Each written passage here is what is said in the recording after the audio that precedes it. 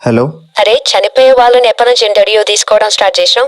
ఏం చేస్తావేమో. సరేగా, నేను చపాతీలు చేయాలి. అమ్మా, నేను జాబ్కి వచ్చినప్పుడు ఎన్నిసార్లు చెప్పాలి కాల్ చేయకు చేయకు అని? ఫోన్ చేయకు, ఊరికే ఫోన్ పెట్టి. డాక్టరు కొద్ది రోజులు బతానని చెప్పినప్పటి నుంచి మా తాత సంతోషంగా ఉండు, ఎందుకో తెలియటం లేదు.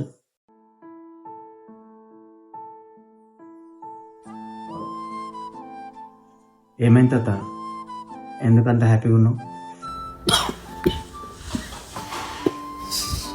బిడ్డ, నేను చిన్న ఉన్నప్పుడు మా ఇంటి వెనకాల ఒక పెద్ద చెట్టు ఉంటుంది.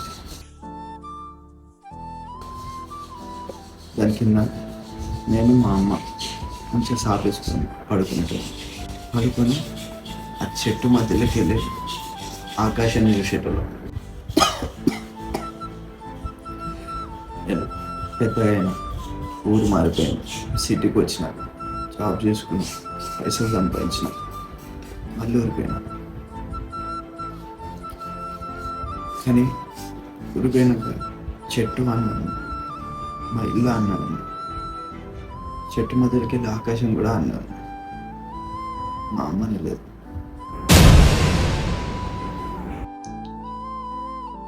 నువ్వు అడిగినావు కదా ఎందుకంత సంతోషంగా ఉన్నావని. నా లైఫ్లో నేను ఎవరిని మిస్ అయ్యాను, వాళ్ళ దగ్గరికి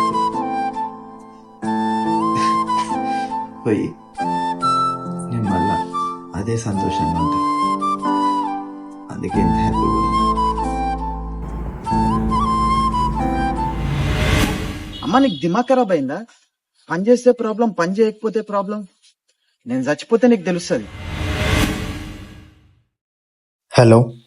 హలో, చెప్పనా ఏమైంది? హలో, ఏమైందిరా? 4. నాకు తెలుసులే, ముందే వండేసిన.